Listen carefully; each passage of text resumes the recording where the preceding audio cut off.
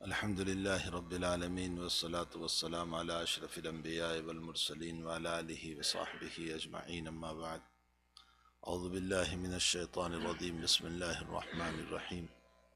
إن المسلمين والمسلمات والمؤمنين والمؤمنات والقانتين والقانتات والصادقين والصادقات والصابرين والصابرات والخاشعين والخاشعات والمتصدقين والمتصدقات والصائمين والصائمات والحافظين فروجهم والحافظات والذاكرين الله كثيرا والذاكرات أعد الله لهم مغفرة وأجرا عظيما. صدق اللہ العظیم. بزرگان محترم، قرآن کریم کا ہمیشہ ایک اسلوب رہا ہے، ایک طریقہ رہا ہے کہ وہ ہمیشہ مردوں پر گفتگو کرتا ہے اور عورتوں کو اس کے اندر داخل کرتا ہے. نماز کے مسئلے میں آپ نے کہیں یہ نہیں پڑھا کہ صراحتاً اللہ تعالیٰ نے عورتوں کو خطاب کیا ہو. ہمیشہ مردوں کو خطاب کیا، اقیم الصلاۃ، اور اس کے اندر عورتیں بھی آ گئی. تو ہمیشہ قرآن کا ایک اسلوب، ایک طریقہ یہ رہا کہ مردوں کو خطاب کر کے ساتھ میں عورتوں کو بھی لے لیتا ہے، اس لیے کہ مرد کو اللہ تعالیٰ نے جو ایک مقام دیا ہے، اس مقام کی وجہ سے اصل خطاب مرد کو ہوتا ہے، اس کے ضمن میں عورتیں بھی ہوتی ہیں. پھر مسائل کے اعتبار سے مرد و عورت میں کوئی خاص فرق نہیں ہوتا ہے. جو نماز مرد کو پڑھنا ہے وہ نماز عورت کو بھی پڑھنا ہے، مرد پر فرض ہے، عورت پر بھی فرض ہے. جو روزہ مرد کو رکھنا ہے وہ عورت کو بھی رکھنا ہے. تو مسائل جزئیاتی اعتبار سے تھوڑا بہت فرق ہو سکتا ہے کہ مثلا عورت کی نماز کے اندر اس کے بعض طریق وہ ہیں کہ بیٹھنے کا طریق یا اس کو رفع یدین کا طریق، یہ مسائل جزئیاتی ہے، ورنہ نفسی عبادت مرد ہو یا عورت دونوں کی برابر ہے. ہاں، قرآن کریم میں بعض جگہ وہ بھی ہے کہ جہاں عورتوں کو خاص طور پر علیحدہ خطاب فرمایا. مثلا تمسخر کے سلسلے میں اللہ تعالیٰ نے مردوں کو بھی علیحدہ بیان کیا، عورتوں کو بھی علیحدہ بیان کیا. لا يسخر قوم من قوم عسى ان يكونوا خيرا منهم ولا نساء من نساء عسى ان يكن خيرا منهن. کوئی مرد کسی مرد کی مذاق نہ اڑائے، تمسخر نہ کرے. ایک مزاح ہوتا ہے، ایک مذاق ہوتا ہے. ایک مزاح ہے، ایک تمسخر ہے، دونوں میں فرق ہے. مزاح جائز ہے، نبی اکرم صلی اللہ علیہ وسلم سے ثابت ہے. مزاح کا معنی ہوتا ہے بات صحیح ہو لیکن اس میں تھوڑی سی دل لگی ہو، اس کو مزاح کہا جاتا ہے.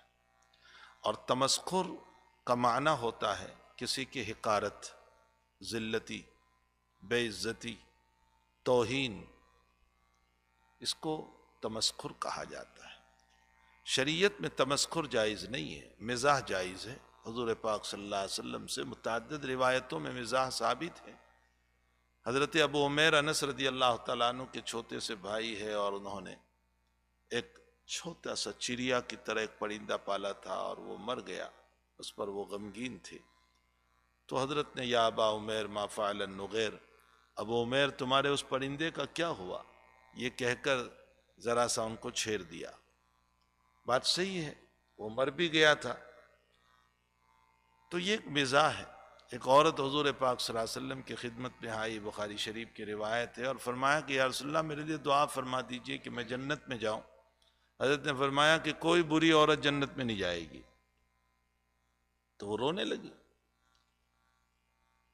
تو حضرت نے فرمایا مطلب ساری عورتیں جوان ہو کر جنت میں جائے گی، بری ہو کر کوئی نہیں جائے گی.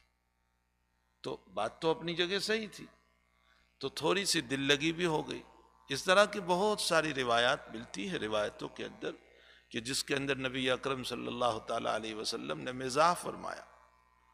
حضرت عائشہ رضی اللہ تعالیٰ عنہ کو ایک مرتبہ، کنز العمال کی روایت ہے کہ نبی اکرم صلی اللہ علیہ وسلم نے ہاتھ میں ذرا سا کوئی چیز تھی لکڑی کی طرح معمولی سی، وہ یوں ماری. تو حضرت عائشہ رضی اللہ تعالیٰ عنہ کے پاؤں پر ذرا سی لگی، اس سے کوئی چوٹ ووت مقصود نہیں تھی، ویسے ہی. تو حضرت عائشہ نے مسکراتے ہوئے فرمایا کہ کیا انتقام جائز ہے یا رسول اللہ، بدلہ لینا جائز ہے؟ تو حضرت نے ہنستے ہوئے فرمایا انتقام جائز ہے جب یہ ایمرجنسی نہ ہو. یہ میں حدیث کا ترجمہ کر رہا ہوں. مطلب یہ ہے کہ ایسے ہی بلا بلا ارادے کہ کسی کو مار دیا ہو تو اس میں انتقام نہیں، لیکن بال ارادہ مارا ہو تو اس صورت میں انتقام جائز ہے۔ اور پھر حضرت نے فرمایا جزاء سیئۃ سیئۃ بمثلھا، اور اس پر حضرت عائشہ بھی ہنسنے لگی اور نبی اکرم صلی اللہ علیہ وسلم بھی ہنسنے لگے۔ یہ سب مزاحی باتیں ہوا کرتی ہیں کہ انسان اپنی بیوی کے ساتھ، اپنے بچوں کے ساتھ اور اپنے دوست و احباب کے ساتھ تھوڑا سا مزاحی معاملہ کر لے۔ حضرت سفیان ثوری رحمۃ اللہ علیہ کے باب میں لکھا ہے کہ ان سے کسی نے سوال فرمایا کہ فلاں صاحب کا کیا مسئلہ ہوا؟ فرمایا وہ تو کل رات موت ہو گئی، وہ کل رات مر گئے تھے۔ تو سائل نے کہا کہ حضرت فجر کی نماز میں تو میں نے ان کو دیکھا۔ تو فرمایا کہ تم نے میری بات نہیں سمجھی، جب انسان رات میں سوتا ہے تو اموت واحیا، وہ موت ہی کے منہ میں جا رہا ہے، اس اعتبار سے میں نے کہا تھا کہ اس کی موت ہو گئی۔ یہ ایک مزاحی بات ہو گئی تھی جو حضرت سفیان ثوری رحمۃ اللہ علیہ نے فرمائی، حالانکہ ایک طرف سفیان ثوری رحمۃ اللہ علیہ رات بھر رونے والے تھے، لیکن دوسری طرف مزاح بھی معلوم ہو رہا ہے۔ تو دل لگی، مزاح، تفریح یہ شریعت میں ممنوع نہیں ہے، لیکن تمسخر، مذاق اڑانا اس طرح پر کہ کسی کی توہین ہو، بے عزتی ہو، ذلتیاں ہو، آج کل ہمارے وہاں مزاح نہیں ہے، ہمارے وہاں تمسخر ہے، توہین ہے، بے عزتیاں ہے، ذلتیاں ہے، مذاق اڑانا ہے۔ شرعاً حرام ہے، یہ حرام، اس کی اجازت نہیں ہو سکتی۔ اسی کو قرآن میں اللہ نے مردوں کو بھی علیحدہ خطاب کیا اور عورتوں کو بھی علیحدہ خطاب کیا، لا یسخر قوم من قوم عسیٰ ان یکونوا خیرا منہم، کوئی قوم، کوئی مرد کسی مرد کی مذاق نہ اڑائے۔ ہو سکتا ہے جس کی تم مذاق اڑا رہے ہو، جس کو تم حقیر سمجھ رہے ہو، جس کو تم ذلیل سمجھ رہے ہو، جس کو تم چھوٹا سمجھ رہے ہو، بہت ممکن ہے کہ وہ تم سے بہتر ہو اللہ کی نظر میں۔ ہمیں نہیں پتا کس کا کیا مقام ہے، وہ اللہ ہی بہتر جانتا ہے۔ رب اشعث اغبر لو اقسم علی اللہ لابرہ اللہ تعالی۔ انس بن نضر رضی اللہ تعالیٰ عنہ کوئی بہت معروف مشہور صحابی نہیں ہے، ایک غیر معروف ہے، لیکن ایک مسئلے میں انہوں نے قسم کھا لی تھی اور اللہ نے ان کی قسم کو پوری فرمائی زمین پر رہتے ہوئے۔ تو اس وقت نبی علیہ السلام نے فرمایا کہ بہت سارے پراگندہ بالوں کا ٹھکانہ نہیں، کپڑوں کا ٹھکانہ نہیں، غربت کی زندگی ہے، کپڑے پھٹے ہوئے ہیں، کوئی ان کو پوچھتا نہیں، لیکن اللہ کے نزدیک اس کا مقام وہ ہوتا ہے کہ اگر وہ قسم کھا لے زمین پر تو اللہ ان کی قسموں کو پوری کرتا ہے۔ کس کا کیا مقام ہے اللہ کے وہاں ہمیں نہیں معلوم۔ حضرت عمر رضی اللہ تعالیٰ عنہ جیسا صاحب بصیرت سیدنا عبد القادر جیلانی رحمۃ اللہ علیہ فرماتے ہیں کہ بصیرت کا حال یہ ہے کہ وہ کلام فرما رہے ہیں اور اللہ وہی نازل فرما رہا ہے، اس سے بڑھ کر بصیرت کیا ہو سکتی کہ وہ اس زمین پر بول رہے ہیں۔ مثلا آپ نے فرمایا کہ اللہ کے نبی میری خواہش ہے کہ آپ کی بیویاں جو ہیں وہ پردے میں رہیں، اس لیے کہ ہماری بیویوں کا مسئلہ اور آپ کی بیویوں کا مسئلہ علیحدہ ہے۔ ہماری بیویوں پر کوئی الزام آ گیا بہت بہت تو میری ذات بدنام ہوگی، لیکن آپ کی بیوی پر الزام آ گیا تو پوری شریعت بدنام ہوگی، اس لیے آپ کا مسئلہ علیحدہ ہے۔ میری چاہت یہ ہے کہ آپ کی بیویاں پردے میں رہیں۔ یہ مشورہ دے رہے ہیں حضرت عمر، اور آسمان سے وہی اتر رہی ہے، قل لازواجک وبناتک ونساء المؤمنین یدنین علیہن من جلابیبہن۔ پیغمبر آپ کی بیویاں بھی اور امت کی عورتیں بھی وہ پردے میں رہا کریں، جو ہے پردے میں رہا کریں۔ ابھی ہمارے وہاں پردہ کا مسئلہ بہت چلا ہے، وہاں ہمارے انڈیا میں بہت چلا ہے کہ بھائی حجاب کی کیا ضرورت ہے اور یہ مسئلہ بیکار کا ہے۔ سب سے بڑی وجہ ان لوگوں کو سبق پڑھانے والے ہم ہی ہیں۔ جب ہماری عورتوں میں سے بہت سی عورتوں نے حجاب کو نہیں قبول کیا یا استعمال نہیں کیا، نتیجتاً ان کے دماغ میں یہ بات بیٹھ گئی کہ پردہ ضروری نہیں ہے۔ اگر ہماری عورتیں پردوں کا اہتمام کرتی تو قطعاً ان کے دلوں پر یہ بات نہ آتی کہ پردہ ضروری نہیں۔ یہ ایسا ہی مسئلہ ہے جیسا کہ داڑھی کا مسئلہ۔ داڑھی کے مسئلے کے باب میں یہ لوگ کہہ رہے ہیں کہ داڑھی ضروری نہیں ہے اسلام میں، حالانکہ داڑھی واجب ہے۔ نبی علیہ الصلوۃ والسلام نے اپنی پوری زندگی میں داڑھی جو ہے نہیں منڈوائی، خسخسی نہیں بنائی۔ ہاں عبداللہ ابن عمر کی روایت سے معلوم ہوتا ہے کہ ایک مشت سے زائد کی اجازت ہے۔ بخاری شریف کی روایت ہے کتاب اللباس کی کہ حضرت عبداللہ ابن عمر کا معمول یہ تھا کہ یوں پکڑتے تھے اور ایک مشت سے جو زائد ہوتی تھی اس کو کاٹ لیتے تھے. اسی طرح اس طرف بھی اس طرف بھی. وہاں علماء نے یہ لکھا ہے کہ ابن عمر کا عمل یقیناً سنت کے تابع ہے، تو انہوں نے نبی اکرم صلی اللہ علیہ وسلم کو دیکھا ہے اسی لیے یہ کام کر رہے ہیں. تو یہ تو ہے. باقی یہ کہ داڑھی بالکل مڈانا، خسخسی کرانا، بالکل چھوٹی کر دینا، یہ آپ صلی اللہ علیہ وسلم کی پوری زندگی میں ثابت نہیں ہے. اس کا مطلب حضرت نے اپنی پوری داڑھی کے رکھنے میں مواظبت فرمائی، اور مواظبت رسول واجب ہے، یعنی جو کام حضرت نے ہمیشہ کیا ہو وہ وجوب کا درجہ رکھتا ہے. اب ان لوگوں کے دماغ میں اس لیے بات بیٹھ گئی کہ ہمارے کچھ مسلمانوں نے خود داڑھی کو جب نکال دیا تو ان لوگوں نے کہا کہ بھئی مسلمانوں کے وہاں داڑھی ضروری نہیں. ورنہ اور قوم ہے دیکھ لیجئے کہ جنہوں نے اپنے امامے کو ہمیشہ باندھا، تو وہ چاہیں فوج کے اعلیٰ مرتبے پر ہو تو بھی وہ اپنے امامے کے ساتھ رہیں گے، وہ اپنی داڑھی کے ساتھ رہیں گے، وہ اپنا تشخص، اپنی پہچان، اپنا تعارف ایک تلوار کے ذریعے سے رکھتے ہیں. اور یہ کہتے ہیں کہ ہم کسی بھی عہدے پر ہوں گے، چاہے ہم پی ایم بن جائیں یا سی ایم بن جائیں، لیکن ہم اپنی اس علامت کو ختم نہیں کریں گے. انہوں نے اپنی علامت کو، جو مذہبی علامت تھی، اس کو انہوں نے باقی رکھا، تو حکومتوں نے بھی اس کو قبول کیا. اور ہم مسلمان ہو کر کے ہمیں جو شریعت دی گئی تھی نبی اکرم صلی اللہ علیہ وسلم کی طرف سے، اس کو جب ہم نے ختم کر دیا تو نتیجہ یہ ہوا کہ ان کے دماغ میں یہ بات بیٹھ گئی کہ یہ چیز ضروری نہیں. یہی مسئلہ حجاب اور پردے کے باب میں بھی آیا کہ حجاب اسلام میں ضروری نہیں. میں نے ابھی مستورات کے اندر ایک بات کہی تھی، یہاں بھی میری مائیں اور بہنیں سنیں، کہ جو لوگ حجاب کا انکار کر رہے ہیں ان لوگوں سے ہم یہ کہنا چاہتے ہیں کہ آپ ذرا راستوں پر جو کھانے کے جو نظام ہوا کرتے ہیں، جو غریب قسم کے لوگ کھایا کرتے ہیں، لاری گلے کے اوپر سے لے کر کے جو ایک عام راستے پر ہوا کرتا ہے، ہم آپ سے گزارش کر رہے ہیں کہ آپ جو مہذب لوگ ہیں، تہذیب یافتہ لوگ ہیں، معزز لوگ ہیں، عزت والے لوگ ہیں، آپ ذرا اس لاری پر آ کر اس راستے پر بیٹھ کر کھائیے. تو آپ کا جواب ہوگا کہ مہذب لوگ اس طرح نہیں کھایا کرتے، ہم تو گھروں میں چھپ کر کھاتے، اس لیے کہ ہم تہذیب والے، ہم مہذب لوگ ہیں، ہم معزز لوگ ہیں، اس طرح نہیں کھایا کرتے. تو اس سے یہ ثابت ہوتا ہے کہ مہذب اور معزز کو رو پر نہیں لایا جائے گا، راستوں پر ظاہر نہیں کیا جائے گا. تو بھلا عورتوں سے مہذب اور معزز کون ہو سکتا ہے؟ اس لیے اسلام بھی یہ چاہتا ہے کہ یہ پردوں میں رہے، اس کو روڈ پہ نہ پھینکا جائے، اس کو عام نہ بنایا جائے.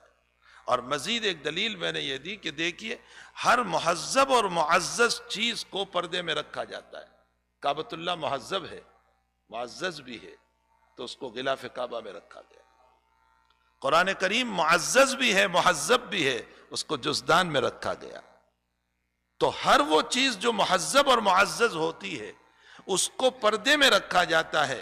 وہ عورت جس کے کوکھ سے اولاد جنم لینے والی ہے، اور جو کوئی ولی کامل اور کوئی صوفی اور کوئی ابدال اور کوئی غوث اور کوئی قطب اور کوئی حافظ اور کوئی عالم بننے والا ہے، نیک لوگوں کا وجود جن سے ہونے والا ہے، اس عورت کو آپ ناول بنانا چاہتے ہیں اور ہم قرآن کا درجہ دینا چاہتے ہیں. ناول راستے میں پھینک دی جاتی ہے، اس کی کوئی عزت نہیں ہوتی ہے، اس کو ایسے ہی پھینک دیا جاتا ہے. آپ نے اس کو ناول کا درجہ دینا چاہا، ہم اس کو قرآن کا درجہ دینا چاہتے ہیں. تو بہرحال کہنے کا مطلب یہ ہے کہ عورتوں کے لیے پردہ یہ اس کی شرافت ہے، یہ اس کی عزت ہے. اس کے اندر شریعت نے اس کے لیے قید نہیں ہے، اس کے لیے احترام ہے. اس کی عزت کو اس میں پامال رکھا، اس کی عزت کو اس میں باقی رکھا ہے، اس کا احترام کیا گیا ہے. اور ایک عجیب و غریب بات ہے، جیسے کہ ایک مرتبہ ایک رکا مجھ پر آ گیا تھا، اس رکے میں یہ پوچھا گیا تھا کہ آپ نے یہ جو حدیث شریف میں نبی اکرم صلی اللہ علیہ وسلم نے فرمایا کہ عورت کو ناقصات عقل پیدا کیا، تو کہا اس میں کوئی توہین تو ہماری نہیں ہو رہی؟ میں نے کہا توہین اس میں کیا ہو سکتی ہے؟ حقیقت یہ ہے کہ مردوں کو اگر عقل کامل دی گئی تو عورتوں کو جذبات کامل دیے گئے. دو چیزیں ہیں، ایک عقل ہے اور ایک جذبات ہے. مردوں کو عقل دی گئی جو کامل ہے، تو عورتوں کو جذبات دیے گئے کامل. اور عورتوں کو جذبات اس لیے کامل دیے گئے ہیں کہ اصل میں قربانی کے لیے جذبات کی ضرورت ہوتی ہے، عقل کی ضرورت نہیں ہوتی. یہ مسئلہ خوب یاد رکھیں. قربانیوں کے لیے عقل کی ضرورت نہیں ہے، وہاں جذبات کی ضرورت ہے. علامہ اقبال رحمۃ اللہ علیہ فرماتے ہیں بے خرد کود پڑا آتش نمرود میں عشق، بے خرد کود پڑا آتش نمرود میں عشق. فرمایا وہ عشق ہی تھا، وہ جذبہ ہی تھا کہ ابراہیم آتش نمرود میں کود پڑے اور عقل والے سوچتے رہیں کہ کودے یا نہ کودے، کودے یا نہ کودے. اہل عقل سوچتے ہیں، وہاں جذبات قربانی پر آ جاتے ہیں. اللہ تعالیٰ نے عورتوں کو جذبات اس لیے دیے ہیں کہ ان کو قربانیاں دینی ہے، شوہر کے لیے، اولاد کے لیے، اور ان قربانیوں کے لیے عقل کی ضرورت نہیں، جذبات کی ضرورت ہے. معلوم ہوتا ہے مرد کو کمال عقل میں ہے تو عورت کو کمال جذبات میں ہے. تو دونوں کو اللہ تعالیٰ نے اپنی جگہ ایک مقام دیا ہے. اس لیے عورت کی کوئی توہین شریعت مطہرہ نے نہیں فرمائی. تعالیٰ جل شانہ نے اور نبی اکرم صلی اللہ علیہ وسلم نے عورت کی بلکہ عورت کا ایک مقام دیا.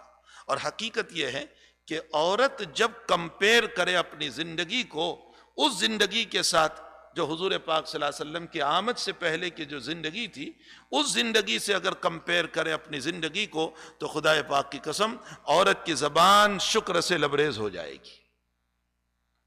لیکن چونکہ عورت اپنی اس پچھلی تاریخ کو نہیں پڑھ رہی ہے، جو یونان کی تاریخ ہے، جو ایران کی تاریخ ہے، جو رومن امپائر کی تاریخ ہے، جو ایشیا کی تاریخ ہے، جس کے اندر عورتوں کے ساتھ کیا کیا جاتا تھا، کیسے ان کو کھلواڑ بنایا گیا تھا، کیسے ان کا مذاق اڑایا جاتا تھا، کس طرح سے ان کے حالات تھے. ان کو ایک باندی بنایا گیا، ان کو ایک لوندی بنایا گیا، اس کو مارکیٹ میں بیچا گیا، اس کو زندہ دفن. آپ عرب کی کلچر میں چلے جائیں حضور پاک صلی اللہ علیہ وسلم کی آمد سے پہلے تو عورت کو زندہ دفن کر دیا جاتا تھا. لڑکی کا وجود یہ خود اپنے لیے باعث عار سمجھا جاتا تھا.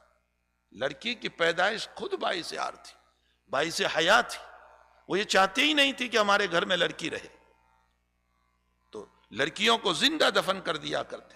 یونان کی تہذیب کا حال یہ تھا کہ جو اپنے آپ کو کلچر اور نہ معلوم کس کس کے وہ دل دادا کہتے ہیں، وہاں کا حال یہ تھا کہ عورت کو ایک جانور سے بدتر سمجھا جاتا تھا. اس کے پاس وہ کام لیا جاتا تھا جو انتہائی درجہ. آپ چلے جائیں یونان اور ایران کی تہذیب میں تو پرانی تہذیب میں آپ کو ملے گا کہ جس وقت عورت اپنے مخصوص ایام میں ہوا کرتی تھی، اس کو ایک چھوٹے سے کمرے میں بند کر دیا جاتا تھا. ان اسٹائل جو ایک عیسائی مورخ گزرا ہے، میں نے اس کی انگلش کتاب کو نہیں پڑھی، البتہ اس کی کتاب عربی میں ہو کر کے جب آئی تو میں نے اس میں وومن کے حالات قبل نزول محمد صلی اللہ علیہ وسلم جو لکھے، اس میں اس نے لکھا ہے کہ یونان اور ایران کا حال یہ تھا کہ مخصوص ایام جب ہوا کرتے تھے مہینے کے، جو ایام حیض کہے جاتے ہیں، تو ایک چھوٹے سے کمرے میں اس کو بند کر دیا جاتا تھا. اور جیسے ایک جانور کو ہم کھانا پھینک دیا کرتے ہیں، اسی طرح عورت کو کھانا ڈالا جاتا تھا. اتنی بدترین تہذیب کے ساتھ عورت کو رکھا جائے، اتنی بدترین تہذیب. ایشیا کا حال یہ تھا کہ اگر شوہر کی موت ہوتی تھی تو عورت کو زندہ جلایا جاتا تھا، ساتھ میں باندھ کر. ایشیا کی جو ہے کلچر میں اور ان کی زبان میں اس کو ستی کرنا کہا جاتا تھا. ستی یہ سنسکرت لفظ ہے، ستی کرنا کہا جاتا تھا. اور جب ان سے پوچھا جاتا تھا چلو برا مرد مر گیا اور بری عورت کا، حالانکہ بری عورت بھی ایک جان رکھتی ہے، لیکن جوان مرد مرتا تھا اور جوان عورت کو جب جلایا جاتا تھا، اور جب ان سے پوچھا جاتا تھا کہ تم ایسا کیوں کر رہے ہیں، تو دلیل ان کی یہ ہوتی تھی جو بالکل بودھی دلیل، کمزور دلیل، جس کو دلیل نہیں کہا جا سکتا، جس کا کوئی وجود نہیں ہو سکتا. وہ دلیل یہ دیتے تھے کہ یہ عورت جو ہے اس کی محبت میں فریفتہ ہے، دیوانی ہے، عاشق ہے اپنی شوہر کی محبت میں، اس لیے وہ اب رہ نہیں سکتی ہے، اب جی نہیں سکتی ہے اس کے بغیر، اس کی محبت کے بغیر، اس لیے اس کو ہم جلا دیتے ہیں. اور یہ خود ہی پسند کر رہی ہے جلنا. وہ یہ دلیل دیا کرتے تھے. یہ دلیل اس لیے کمزور ہے، اس لیے بودھی ہے کہ اگر محبت ہی کی بنیاد پر اس مرد کی، اس شوہر کے ساتھ عورت کو جلا دیا جاتا ہے، تو کوئی ایک مثال تو ایسی بتاؤ کہ جس میں عورت مری ہو اور اس کے ساتھ اس کے شوہر کو جلایا گیا ہو. محبت تو دونوں طرف سے ہوا کرتی، صرف مرد ہی کی محبت میں عورت کو جلا دینا. میاں بیوی ہے دونوں، تو جب عورت مرتی ہے تو کیوں شوہر کو ساتھ میں زندہ نہیں جلاتے تھے؟ معلوم ہوتا ہے کہ یہ حقیقت نہیں ہے. حقیقت یہ ہے کہ عورت کو دنیا سے ختم کرنا مقصود. یہ کلچر تھا، یہ تاریخ ہے عورتوں کی جو قبل نزول نبی اکرم صلی اللہ تعالی علیہ وسلم یہ ان کو زندگی دی گئی تھی. حضور پاک صلی اللہ علیہ وسلم آئے اور آپ نے عورتوں کو، وومن کو جو مقام دیا، جو عزت دی. کیسی کیسی روایت، اب روایتوں میں پڑھیں. ام سلمہ رضی اللہ تعالیٰ عنہ بخاری شریف میں ہے، رات میں حضور پاک صلی اللہ علیہ وسلم کے ساتھ ایک ہی لحاف اوڑھ کر سوئے ہیں اور اچانک آہستہ سے ہتنے لگی. حضرت سمجھ گئے. حضرت نے فرمایا نفس تھی، حیض آ گیا؟ فرمایا جی یا رسول اللہ. فرمایا کپڑے بدل لو، ساتھ میں میری اسی کمبل میں آ جاؤ. روایتوں میں ہے کہ حضرت عائشہ رضی اللہ تعالیٰ عنہ ایام حیض میں ہے، ساتھ میں کھانا کھا رہی ہے اور ہاتھ میں ہڈی لے کر گوشت کھا رہی ہے. فرمایا میرے لیے بھی تھوڑا بچا. حضرت نے فرمایا، اور پھر فرمایا عائشہ تیرا منہ کہاں لگا ہے؟ جہاں سے عائشہ کا منہ لگا وہاں سب سے پہلے نبی نے اپنا منہ لگایا. پیالے میں پانی پی رہی ہے حضرت عائشہ رضی اللہ تعالیٰ عنہ. فرمایا میرے لیے بھی بچا لے. اور جہاں حضرت عائشہ کا منہ لگا وہاں نبی اکرم صلی اللہ علیہ وسلم نے جو ہے منہ لگا کر کے پانی پیا. آپ نے عورت کو جو مقام دیا، آپ نے عورت کو جو عزت دی ہے، خدا پاک کی قسم دنیا کا کوئی مذہب وہ عزت نہیں دے سکتا ہے. آپ سارے مذاہب کا مطالعہ کر لیں، آپ عیسائیت کو پڑھ لیں، آپ یہودیت کو پڑھ لیں. یا آپ کو جو نظر آ رہا ہے کہ عیسائیت مذہب کے اندر عورت کی طرف بہت زیادہ جو ہے میلان ہے، یہ حقیقت میں عزت نہیں ہے. حقیقت تو یہ ہے کہ ایک مرد کے برابر اس کو قرار دے کر کے اس کو روڈ پہ لے آنا اور اس کا فضیحت کرنا، اس کی بے عزتی کرنا، اس کی ذلتیاں کرنا اور اس کی تصویروں پر پیسوں کا کمانا، یہ کوئی عزت کا مسئلہ نہیں ہوا. شریعت مطہرہ تو ہماری کتنی پاکیزہ ہے. میں کچھ لطائف آپ کو بتاؤں. شریعت مطہرہ تو اتنی پاکیزہ ہے کہ قرآن کریم میں حق تعالی جل شانہ و عم نوالہ نے بہت ساری عورتوں کا تذکرہ فرمایا، لیکن ان عورتوں کا نام کبھی نہیں لیا سوائے ایک عورت مریم. کسی عورت کا نام نہیں لیا. امرات نوح تو کہا، امرات لوط تو کہا، امرات فرعون تو کہا، امرات عزیز مصر تو کہا. عزیز مصر کی بیوی، لوط کی بیوی، نوح کی بیوی، فرعون کی بیوی. تو کیا اللہ کو نام کا پتہ نہیں تھا کہ فرعون کی بیوی کا نام آسیہ ہے، عزیز مصر کی بیوی کا نام زلیخا ہے؟ کیا یہ ناموں کا پتہ نہیں تھا؟ پھر تعالیٰ نے کیوں نام نہیں لیا؟ مفسرین فرماتے ہیں کہ رب کریم نے قرآن کریم کے پڑھنے والوں کو تعلیم دی کہ بلا ضرورت کے اپنی عورتوں کے نام کو بھی باہر نہ لایا جائے، اس لیے کہ خواہش پرست لوگ جو ہیں وہ کبھی ناموں سے بھی لذت لیتے ہیں. اب دیکھیں کتنا گہرا نقطہ ہے. بعض لوگ جو ہوتے ہیں وہ ناموں سے بھی لذت لیتے ہیں، بعض لوگ باتوں سے بھی لذت لیتے ہیں، بعض لوگ فون پر بات کرتے ہوئے لذت اٹھاتے ہیں، اس کی نرم و نازک زبان کے ذریعے سے لذت اٹھاتے ہیں. اس لیے قرآن کریم نے اشارہ فرمایا کہ اپنی عورتوں کا نام، اپنی بیٹیوں کا نام بلا ضرورت کے کسی کے سامنے نہ لیا جائے. ہاں یہ اور بات ہے کہ جو ہے جہاں ضرورت پڑ جائے. اب اگر کوئی اشکال کرے کہ ازواج مطہرات کا نام آیا، حضرات ازواج مطہرات کو شریعت واضح کرنا تھا، مسائل کو واضح کرنا تھا. باہر کی شریعت صحابہ سے محفوظ ہوئی اور اندر کی شریعت ازواج مطہرات سے محفوظ ہوئی. لا محالہ اندر کی شریعت کو قیامت تک چلانا ہے، اس لیے ازواج مطہرات کا نام آیا. تو قرآن کریم نے اس بات کی طرف اشارہ فرمایا. بلکہ اور ایک نقطہ عجیب و غریب صاحب ظلال القرآن نے لکھا. صاحب ظلال القرآن فرماتے ہیں کہ قرآن کریم پر اگر آیتوں پر ہم غور کریں تو مریم علیہ السلام کا نام تو اس لیے لیا گیا ہے، مریم علیہ السلام کا نام اس لیے لیا گیا ہے کہ کچھ لوگوں نے ان سے پیدا ہونے والے بیٹے کو رب مان لیا، اللہ کہہ دیا، غوث کہہ دیا. تو اللہ کو اس مسئلے کی وضاحت کرنی پڑی کہ یہ رب بھی نہیں ہے، غوث بھی نہیں ہے، اللہ بھی نہیں ہے، کچھ نہیں ہے، یہ ایک عورت سے پیدا ہوا ہے اور اس عورت کا نام مریم ہے. اس مسئلے کی وضاحت کے لیے ان کا نام لیا گیا. اور ساتھ ساتھ صاحب ظلال القرآن فرماتے ہیں کہ دیکھیں رب کریم نے قرآن کریم میں عورتوں کے لیے جہاں میاں بیوی کے مسائل کو بیان فرمایا، عمومی طور پر امراتن کا لفظ استعمال کیا. عمومی طور پر امرات نوح، امرات لوط، امرات فرعون، زوجہ کا لفظ صرف دو لوگوں کے لیے استعمال ہوا، ایک ابراہیم علیہ السلام کی زوجہ کے لیے اور ایک نبی اکرم صلی اللہ علیہ وسلم کی بیویوں کے لیے. کل ازواجک و بناتک، زوجہ کا لفظ، حالانکہ زوجہ کا معنی بھی ہوتا ہے بیوی، اور امراتن کا معنی بھی بیوی. امرات نوح، نوح کی بیوی. لیکن صاحب ظلال القرآن فرماتے ہیں کہ امراتن اور زوجہ میں فرق ہے. اللہ کرے کہ ہماری مائیں سن رہی ہے تو اس مسئلے کو سمجھے. امراتن اور زوجہ میں فرق ہے. امراتن اس عورت کو کہتے ہیں جو نکاح میں تو آئی لیکن شوہر کی طبیعت کے موافق نہ بنی، اسے امراتن کہا جاتا ہے. نوح علیہ السلام کی بیوی نوح کے نکاح میں آئی لیکن ایمان نہیں لائی. لوط علیہ السلام کی بیوی لوط کے نکاح میں آئی، ایمان نہیں لائی. عزیز مصر کی بیوی زلیخا ایک وقت تک جب عزیز مصر کے نکاح میں تھی تو اس کی عدم وفاداری کا حال یہ ہے کہ یوسف کو دل دے چکی، اور جب آگے بڑھی اور ایمان لے آتی ہے تو پھر یوسف سے نکاح کا مسئلہ. آپ ایک ایک واقعے کو اٹھا کر کے دیکھتے چلے جائیں، امرات نوح، امرات لوط، امرات فرعون. اور زوجہ کس کو کہتے ہیں؟ جو نکاح میں آنے کے بعد شوہر کی وفادار ہو، اس کو زوجہ کہا جاتا ہے.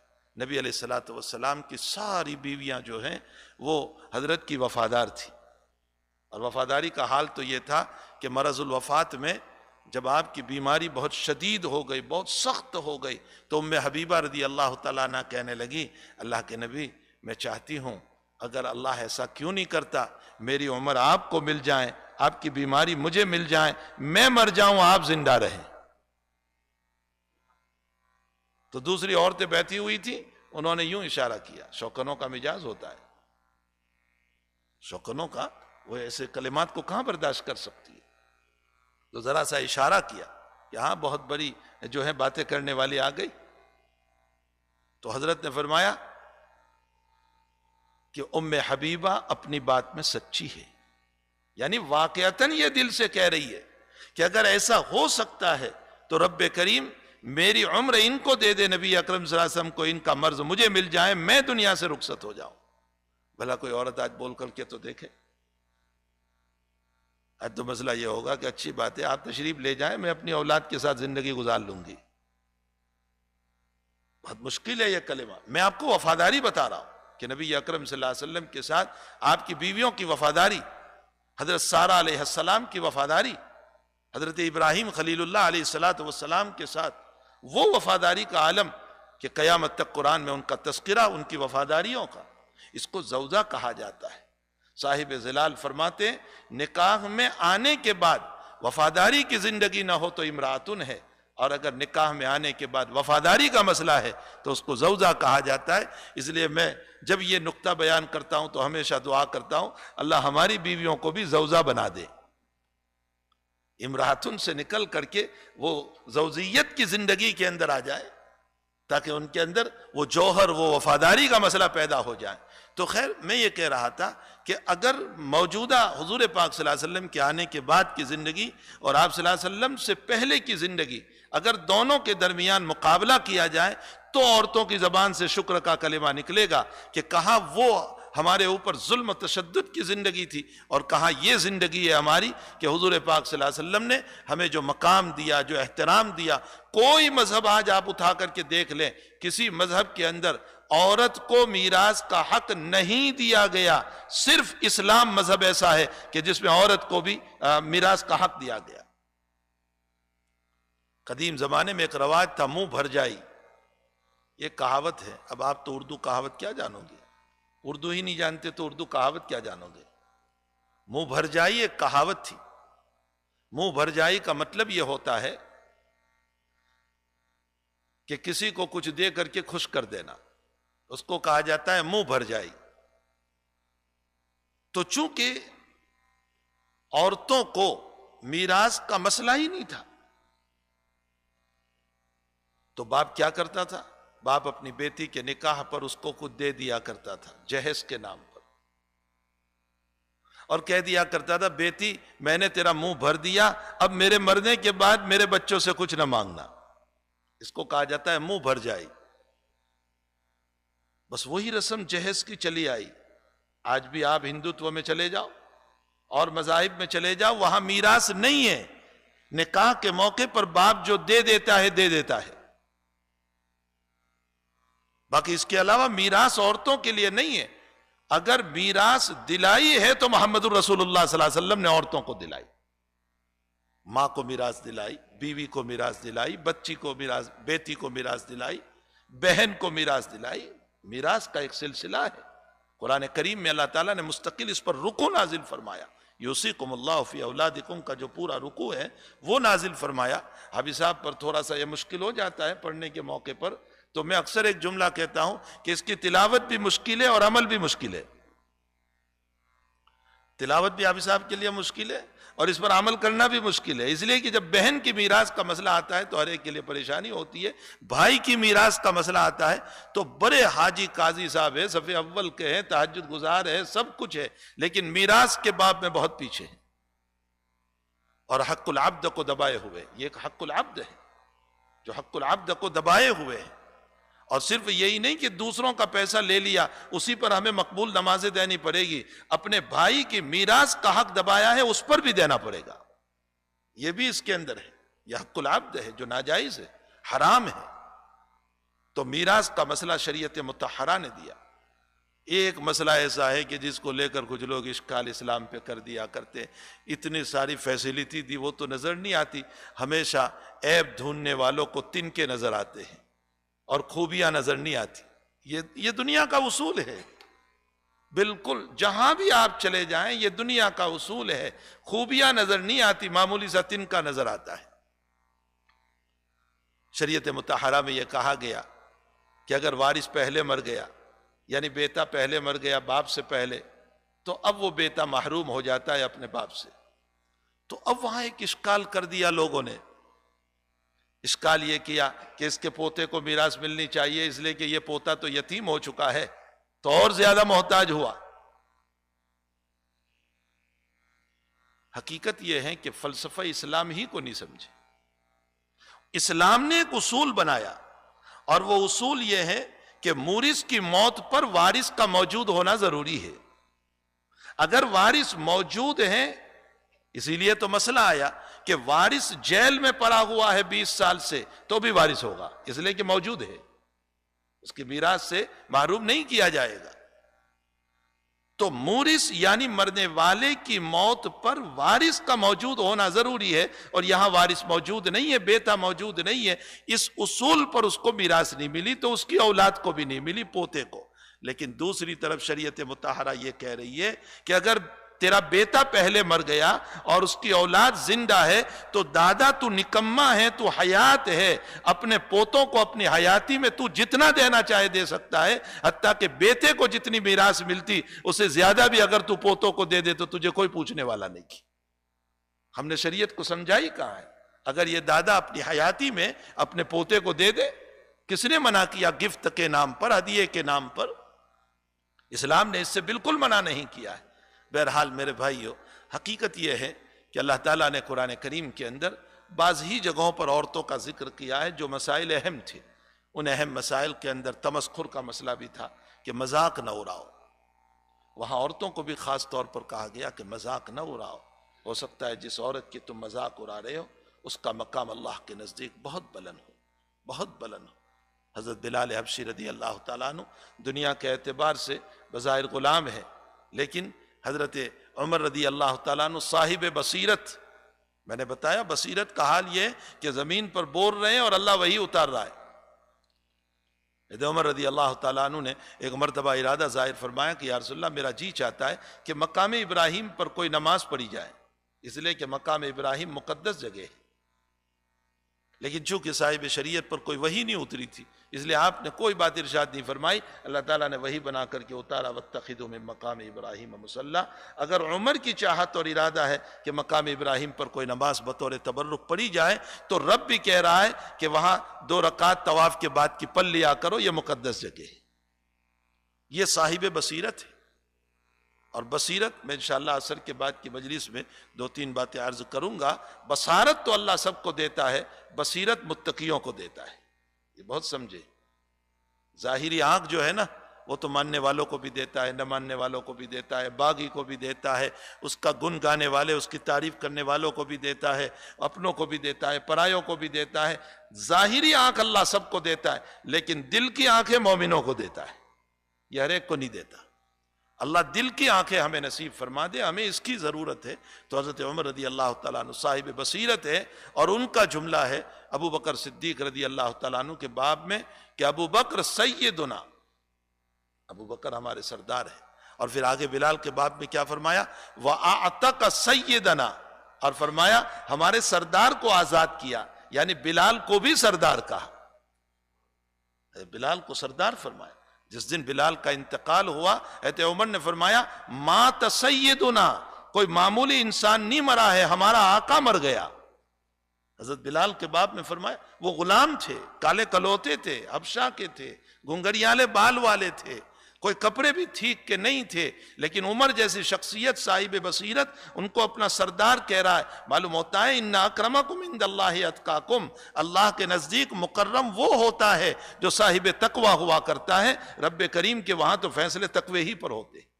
اس لیے ہمیں چاہیے کہ مرد کو بھی چاہیے کہ کسی کی مذاق نہ اڑائے، عورتوں کو بھی چاہیے کہ کسی کی مذاق نہ اڑائے۔ کسی عورت، کسی مرد کی اس کا مقام جو اللہ تعالیٰ کے وہاں ہوا کرتا ہے، ہمیں نہیں معلوم کہ اس کا کیا مقام ہے اللہ تعالیٰ کے وہاں۔ اسی طرح اس آیت کے اندر بھی اللہ تعالیٰ نے تذکرہ فرمایا جو میں نے پڑھی، تلاوت کی، ان المسلمین والمسلمات والمؤمنین والمؤمنات، مسلمان مرد عورت، مومن مرد عورت، قناعت کرنے والے مرد اور عورت، اپنے باڈی اور بدن کی حفاظت کرنے والا مرد اور اپنے باڈی اور بدن کی حفاظت کرنے والی عورت، روزہ رکھنے والے مرد اور روزہ رکھنے والی عورتیں، والحافظین فروجہم والحافظات والذاکرین اللہ کثیرا والذاکرات، ذکر کرنے والا مرد، ذکر کرنے والی عورتیں۔ مرد ہی کے لیے ذکر نہیں ہے، عورتوں کے لیے بھی ذکر ہے۔ اسی لیے علماء نے لکھا ہے کہ جو تکبیر تشریق ہے نا عید الاضحیٰ کے موقع پر جو پڑھی جاتی ہے، مردوں کو تو کہا گیا کہ فرض نمازوں کے بعد مسجد میں پڑھنا تمہارے لیے واجب ہے اور بالصوت پڑھا جائے گا، زور سے، اور عورتوں کو کہا کہ آہستہ۔ یہ عورتوں کو آہستہ وہاں پڑھنا ہے جہاں مرد ہو، ورنہ عورت اپنے گھر میں پڑھ رہی ہے تو عورت بھی زور سے پڑھے گی، اس لیے کہ وہاں اس کی آواز سطر نہیں بنے گی۔ یہ مسئلہ سمجھے، اگر عورت اپنے گھر میں ہے، اکیلی ہے یا محرم ہے، اپنا بھائی ہے، اپنا بیٹا ہے، اپنا شوہر ہے، اپنا باپ ہے، تو اس صورت میں اس کو آہستہ نہیں پڑھنا ہے، اس کو اپنے گھر میں زور سے پڑھنا ہے۔ تو حقیقت یہ ہے کہ والذاکرین اللہ کثیرا والذاکرات، ذکر کرنے والا مرد، ذکر کرنے والی عورتیں، مردوں کو بھی ذکر کرنا ہے اللہ کا، عورتوں کو بھی ذکر کرنا ہے۔ یہ نہیں ہے کہ مرد ہی اللہ اللہ کرے گا اور لا الہ الا اللہ کا ورد کرے گا، عورتیں بھی کرے گی، عورتوں کے اوپر بھی ذکر ہے۔ ہمارے بزرگوں سے جب کوئی بیعت ہوا کرتی تھی عورتیں، تو عورتوں کو بھی ذکر دیا جاتا تھا، لیکن یہ کہا جاتا تھا اپنے گھر میں ہو تو ذرا سی آواز، وہ ذرا سی آواز بھی بلند تاکہ دل لگے، دل لگانے کے لیے، ورنہ تو فرمایا اور لوگ ہو تو پھر آہستہ آہستہ تم اپنے ذکر کو کر لینا۔ تو مرد پر بھی ذکر ہے، عورتوں پر بھی، والذاکرین اللہ کثیرا، نماز ذکر ہے، تلاوت ذکر ہے، ذکر و تسبیح ذکر ہے، مردوں کو بھی کرنا ہے، عورتوں کو بھی، والذاکرین اللہ کثیرا والذاکرات۔ یہ تمام اعمال والے مرد اور یہ تمام اعمال والی عورتیں جو ہے نا، اعد اللہ لہم مغفرہ، اللہ نے ان کے لیے مغفرت کو تیار کر رکھا ہے۔ ایک ہے معافی، ایک ہے مغفرت۔ میں اس سے پہلے کسی مجلس میں بتا چکا ہوں، معافی کا مطلب تو یہ ہوتا ہے کہ اچھا چلو ہم نے معاف تو کر دیا لیکن 1-2 تھپڑ لگائیں گے، اس کو کہتے ہیں معافی، کہ ہم نے معاف تو کر دیا۔ یا جیسے کورٹ کا ایک اصول ہے، چلو میں تمہیں کورٹ کا اصول بتاؤں کہ ٹھیک ہے ہم نے تمہیں معاف کر دیا لیکن آج شام تک تمہیں کورٹ ہی میں رہنا پڑے گا، یہ بھی ایک سزا ہے کہ تم کو یہیں بیٹھنا پڑے گا شام تک۔ تو معاف تو ہو گئے لیکن کچھ نہ کچھ جو ہے ہلکی سی سزا، یہ ہے واعف عنا، اور وغفر لنا کہتے ہیں اے اللہ معافی کے ساتھ ہلکی سی سزا بھی تو ہمیں نہ دے، اس کو مغفرت کہا جاتا ہے۔ اسی لیے ہمارے پاس جو دعا کروائی گئی واعف عنا واغفر لنا، اے اللہ معاف بھی کر دے مغفرت بھی کر دے۔ دو لفظ لانے کی ضرورت کیا تھی؟ یہ مغفرت کا لفظ اسی لیے لائے ہیں کہ ہلکی سی سزا بھی ہمیں نہ دینا۔ لا يسمعون حسیسہا، ہمیں جہنم کی آواز بھی سنائی نہ دے، جانا تو بہت دور کی بات، لا يسمعون حسیسہا، ہمارے کان میں جہنم کی آواز بھی نہ پڑے۔ اور ورحمنا آگے کیوں لائے؟ رحم کا معنی ہوتا ہے عطائے نعمت، تو واعف عنا معاف کر دے، واغفر لنا ہلکی بھی سزا نہ دے، ورحمنا سزا دینا تو بہت دور کی بات، نعمتیں اور رحمت عطا فرما یعنی جنت عطا فرما۔ کتنی پیاری بات فرمائی اللہ تعالیٰ نے جو دعا ہم کو سکھائی، واعف عنا واغفر لنا وارحمنا اعد اللہ لہم مغفرہ، یہی معنی ہے ہم نے ان کے لیے مغفرت تیار کر رکھی ہے، یعنی ہم ان کے لیے بالکل سزا نہیں دیں گے، ہلکی سزا بھی نہیں دیں۔ اعد اللہ لہم مغفرہ واجرا عظیما، اور اجرا عظیما سے جنت کی طرف اشارہ کر دیا کہ صرف ہم معاف ہی نہیں کریں گے بلکہ اجر عظیم سے نوازیں گے۔ اللہ تعالیٰ مردوں کو بھی توفیق عطا فرمائے، عورتوں کو بھی توفیق عطا فرمائے کہ ہم اپنے اللہ کے نیک بندے بنیں، مخلص بندیاں بننے کی کوشش کریں، اللہ کی رضا والے اعمال کرنے کی کوشش کریں۔ میں نے کل ایک حدیث، چونکہ عمومی طور پر عورتوں کا مزاج غیبتوں کا بہت ہوتا ہے، اور رمضان میں کچھ کام نہیں ہوتا ہے تو مرد اور عورتیں دونوں ہی مبتلا ہے۔ کچھ کام تو ہوتا نہیں ہے رمضان میں، کھانے کا مشغلہ ہو، فلاں کا مشغلہ ہو تو بھی کچھ باتیں کم ہو جاتی ہے، لیکن رمضان میں کوئی مشغلہ ہی نہیں ہے، اس لیے عورتوں کی غیبتیں بھی بڑھ جاتی ہیں، مردوں کی بھی بڑھ جاتی ہیں۔ اسی لیے میں نے کل ایک حدیث شریف پڑھی تھی، صاحب مشکات نے اس کو روایت کیا ہے، فرمایا من اغتیب عنده اخوه المسلم، کسی کے پاس اگر اس کے مسلمان بھائی کی غیبت کی جائے، وهو يقدر على نصره، اور سننے والا قادر ہے اس کو روکنے پر، جو غیبت کر رہا ہے نا اس کو روکنے پر قادر ہے، فینصرو، تو وہ مدد کرتا ہے۔ کیا مدد کر رہا ہے؟ بھائی چپ ہو جا، غیبت مت کر۔ تو جس کی، ہمارے حاجی صاحب رحمۃ اللہ علیہ کے سامنے کوئی کسی سے متعلق بات کرتا تھا، حاجی صاحب فوراً ایک جملہ فرماتے تھے، بھائی تو جو کہہ رہا ہے وہ غلط ہے، وہ تو بہت اچھا آدمی ہے، بس سارا مسئلہ ختم، وہ تو بہت اچھا آدمی ہے، فنصرہ، اس کی تم نے مدد کر دی۔ تو اللہ تعالیٰ کیا فرماتے ہیں؟ سنو، وعدہ سنو اللہ کا، صادق و مصدوق کی زبان پر، عورتیں بھی اس بات کو خوب سنیں، نصرہ اللہ تعالیٰ فی الدنیا والآخرہ، اللہ دنیا میں بھی اس کی مدد کرے گا، آخرت میں بھی اس کی مدد کرے گا۔ کیا مدد کرے گا؟ مولا علی قاری رحمۃ اللہ علیہ فرماتے ہیں کہ اللہ دنیا میں بھی اس کی ستاری فرمائیں گے روکنے والے کی، اور آخرت میں بھی ستاری فرما کر جنت عطا کریں گے۔ کتنی بڑی چیز۔ اور فرمایا من اغتیب عنده اخوه المسلم، کسی کے پاس اس کے مسلمان بھائی کی غیبت کی گئی، وهو يقدر على نصره، وہ قادر تھا، فلم ينصره، پھر بھی اس کی مدد نہیں کی، نہیں روکا، بلکہ روکنا تو کیا، میں نے رات کی مجلس میں کہا تھا، کبوتر کی طرح گوں گوں کرنے لگا۔ کبوتر گوں گوں کرتا ہے نا، بولتا ہے، گوں گوں کا مطلب کیا؟ ہاں ہاں ہاں صحیح ہے، آپ جو کہہ رہے ہیں صحیح ہے، مجھے تو پہلے ہی سے دعوت تھا۔ غیبت جب ہوتی ہے نا، مجھے تو پہلے ہی سے دعوت تھا اس سے متعلق۔ تو اب آگے حدیث شریف میں کیا فرمایا؟ اگر ہم نے اس کی مدد نہیں کی، نہیں روکا، ادرکہ اللہ تبارک و تعالی فی الدنیا والآخرہ، جب دعوت کا مسئلہ نکالا ہے تو اب اللہ آؤٹ کرے گا، ہم کو اپنی رحمت سے آؤٹ کرے گا، نکالے گا۔ مولا علی قاری رحمۃ اللہ علیہ فرماتے ہیں ادرکہ اللہ، اللہ اس سے نمت لے گا۔ نمتنے کا معنی مولا علی قاری مرقات میں فرماتے ہیں اللہ دنیا میں بھی ذلیل کرے گا، عقبہ میں بھی ذلیل کرے گا۔ ہمیں چاہیے کہ غیبت سے خود بھی بچیں، دوسروں کو بھی روکیں، یہ ایک بدترین مرض ہے۔ اللہ تعالیٰ اس بیماری سے ہم سب کی حفاظت فرمائے۔ وصلی اللہ علی نبی الکریم۔ ختم خواجگاہ بھی ہوگا اور اس کے بعد مختصر دعا ہوگی۔ اللہ ہم سب کو اپنی رحمتوں سے، مغفرت سے اپنی معاف فرما دے، اور اپنی معرفت ہم سب کو نصیب فرمائے۔ صلی اللہ علی نبی الکریم۔